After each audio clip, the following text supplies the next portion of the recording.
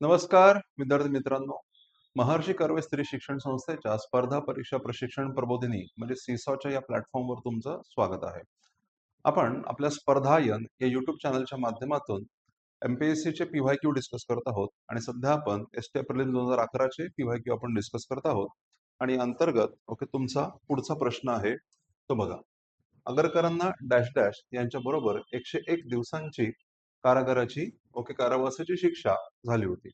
Options आहेत लोकहितवादी, टिळक, फुले आणि गोपाळकृष्ण गोखले. त्या संदर्भात जर आपण बघितलं तर आपल्याला हा प्रश्न खूप सोपा आहे.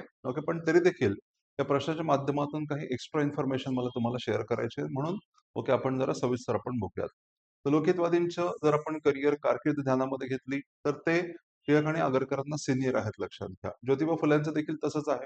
ज्योतिबा फुले हे देखील आगरकर, टिळक यांना ज्येष्ठ आहेत. आणि त्याच्यामुळं हे जे ऑप्शन्स आहेत याला आपण मिनिमाइज करू शकतो, याला आपण कॅन्सल करू शकतो. थोडंसं आपल्याला या ठिकाणी काय म्हणू आपण त्याला ऑप्शन कॅन्सलेशनच्या पद्धतीने जायचं असेल तर अशा पद्धतीने आपण हे जाऊ शकतो. गोखल्यांचा जर विचार केला तर गोखले देखील समकालीन होते, पण थोडंसं ज्युनियर याच्यामध्ये होते. आणि त्याच्यानंतर मग आता इथं अजून एक महत्वाचा मुद्दा म्हणजे आपल्याला हे माहिती आहे की टिळक आणि आगरकर हे सहाध्यायी होते.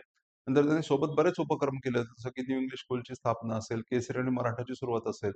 या गोष्टी दोघांनी एकत्रपणे सुरू केल्या. कालांतराने त्यांच्यामध्ये मतभेद निर्माण झाले आणि नंतर मग ते एकमेकांपासून वेगळे झाले. टिळकांनी केसरीचं काम चालवलं आणि मग आगरकरांनी सुधारक सुरू केला होता. हे आपल्याला माहिती आहे. मग हे जर या सगळ्या गोष्टी जर ध्यानामध्ये घेतल्या तर डेफिनेटली लोकमान्य टिळक हे त्याचं उत्तर आहे, हे लक्षात घ्या.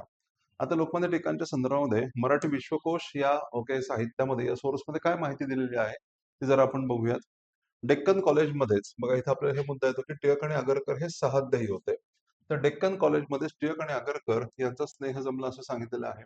तेथेच त्यांनी दोघांनी देशकार्याला वाहून नेण्याचा संकल्प केला. याच सुमाराला निबंध मालाकार विष्णुशास्त्री चिपळूणकर यांनी सरकारी नोकरी सोडून शाळा काढण्याचे ठरवले होते.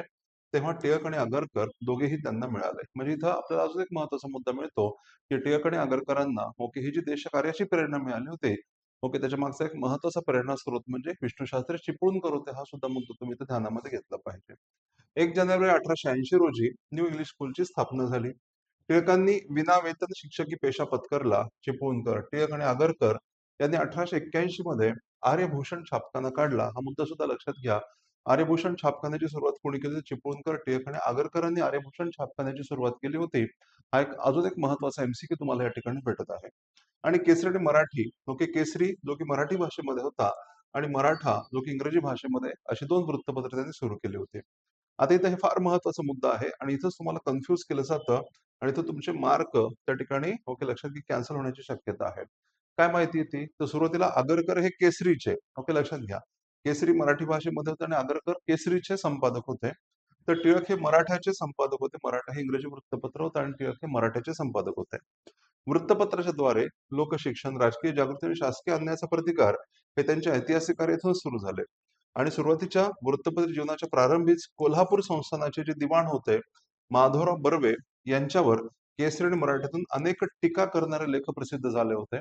तर कोल्हापूरच्या शासकांना जी ट्रीटमेंट दिली जात होती त्याच्याशी अनुषंगाने यांनी टीका करणारे लेख प्रकाशित केले. आणि नंतर झालं असं की ते जे दिवाण माधवराव होते बर्वे त्यांच्या गैरकारभारावर तसेच इंग्रजी सरकारच्या छत्रपती शिवाजी संबंधीच्या वर्तणुकीवर त्यांनी कडाड टीका करण्यात आली होती.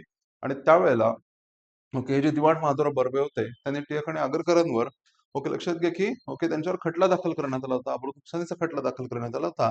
आणि त्या प्रसंगी मग सुनावणीच्या वेळेला असं लक्षात आलं की ज्या सोर्सेसच्या आधारे त्यांनी असे लेख छापले होते त्या सोर्सेसमध्ये इश्यू होता, असं लक्षात आलं. आणि परिणामी टिळक आणि आगरकर यांना 4 महिन्यांची शिक्षा होऊन डोंगरीच्या तुरुंगात ठेवण्यात आले होते. आणि कालांतराने 26 ऑक्टोबर 1882 रोजी त्यांची सुटका झाली होती. आता इथे प्रश्न काय आहे? प्रश्न आहे 101 दिवसांची. सोर्सेसमध्ये काय दिले? 4 महिने.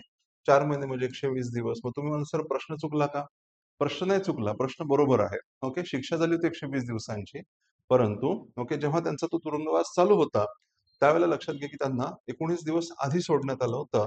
म्हणजे एक प्रकारे त्यांना शिक्षेतून सूट मिळाली होती. 19 दिवस आधी सोडल्यामुळं ही शिक्षा झाली 101 दिवसांची. त्याच्यामुळे हा मुद्दा बरोबरच आहे, लक्षात घ्या. त्यांना 101 दिवसांची सुटका झाली होती. ओके. त्या संदर्भामध्ये लक्षात घ्या की थोडक्यात अजून थोडीशी माहिती घ्या आगरकरांच्या संदर्भामध्ये. तर मग आगरकरांना जुलै 1882 मध्ये बर्वे प्रकरणामध्ये शिक्षा झाली होती आणि मग त्यांनी डोंगरीच्या तुरुंगवासा दरम्यान त्यांचे जे काही अनुभव होते, ओके, त्या अनुभवाच्या आधारे त्या अनुभवावर आधारित त्यांनी डोंगरीच्या तुरुंगातील 101 दिवस, ओके, या नावाचं एक काय म्हणू आपण त्याला पुस्तक लिहिलं होतं आणि त्या पुस्तकामध्ये त्यांनी, ओके, त्या तुरुंगातील अनुभवांची, ओके, मांडणी त्यांनी अत्यंत, ओके, काय म्हणू आपण त्याला की, ओके, योग्य पद्धतीने, ज्याला आपण असं म्हणतो की ते सफर करत होते, परंतु त्या सफरिंग त्यांनी आपल्या लिखाणामध्ये जाणून दिल्या नव्हत्या. अशा प्रकारे त्यांनी त्या पुस्तकामध्ये मांडणी केली, असं सांगितलं जातं. ओके. आता अजून एक महत्त्वाचा मुद्दा आहे, हे लक्षात घ्या. इथे एक छोटासा पण महत्त्वाचा पॉइंट आहे. जसं मी तुम्हाला सांगितलं, की ओके, टिळक आणि आगरकरांमध्ये मतभेद निर्माण झाल्यानंतर त्यांनी, ओके, केसरी या वृत्तपत्राचा त्याग केला आणि 1888 मध्ये सुधारक नावाचं वृत्तपत्र त्यांनी सुरू केलं. तर हे लक्षात ठेवा. आता इथं पुढचा एक एमसीक्यू जो मला तुमच्यासोबत शेअर करायचा म्हणजे सप्तसूत्रीचा मुद्दा. तर आगरकरांनी सप्तसूत्रीचा अंगीकार केला जातो असं सांगितलं जातं. मग आगरकरांची सप्तसूत्री कोणती होती? तर आगरकरांच्या सप्तसूत्रीमध्ये बुद्धिमत्ता, व्यक्तिवाद, समता, स्वातंत्र्य, वैज्ञानिक दृष्टी, इहवाद आणि मानवतावाद यांना, मग या घटकांना आगरकरांची सप्तसूत्री असं म्हणतात. हे लक्षात घ्या. हा मुद्दा तुमच्यासाठी अत्यंत महत्वाचा आहे. येणाऱ्या एक्झामसाठी हा मुद्दा महत्वाचा आहे. ओके, तर अशा प्रकारची चर्चा, ओके, तुम्हाला कशी वाटते याच्याबद्दल निश्चित तुम्ही, ओके, कॉमेंट द्या. ओके, तुमचा फीडबॅक द्या. असेच आपण, ओके, PYQ डिस्कशन करणार आहोत. Thank you.